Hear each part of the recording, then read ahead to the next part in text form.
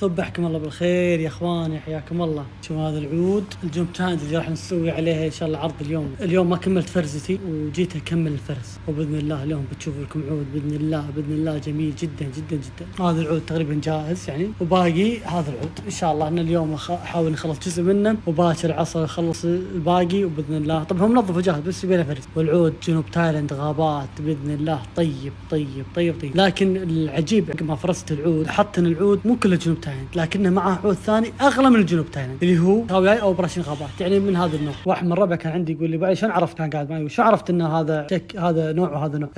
طبعا الشكل ما هو مقياس 100%، لكن في مرات اشكال واضحه ومرات اشكال يعني تكون مثلا عادي جنوب تايلاند لكن يعني الشكل شكل جنوب تايلاند لكن ريحته ما هو بجنوب تايلاند ويكون فعلا ما هو جنوب تايلاند. ومرات عادي يكون الشكل والرائحه جنوب تايلاند لكن ما هو بجنوب تايلاند، يصير في بعض الفصائل اذا كانت موجوده في بعض الاماكن. لكن انا لاحظت في بعض الكسر شميتهم لقيتهم ريحتهم تشبه البراتشين مال الغابات والكواعي. طبعا البراتشين والغابات انت قاعد تتكلم من عود اغلى من الجنوب تايلاند اساسا وسعره اعلى من الجنوب تايلاند اساسا. يعني لو تجيب مثلا تجيب عود مثلا خلينا في درجه A وجنوب تايلاند درجه A، تلقى الجنوب تايلاند سعره ب1000 وذاك تلقى سعره ب2000 تقريبا، لان هذاك رغبته اكثر والطلب عليه اعلى.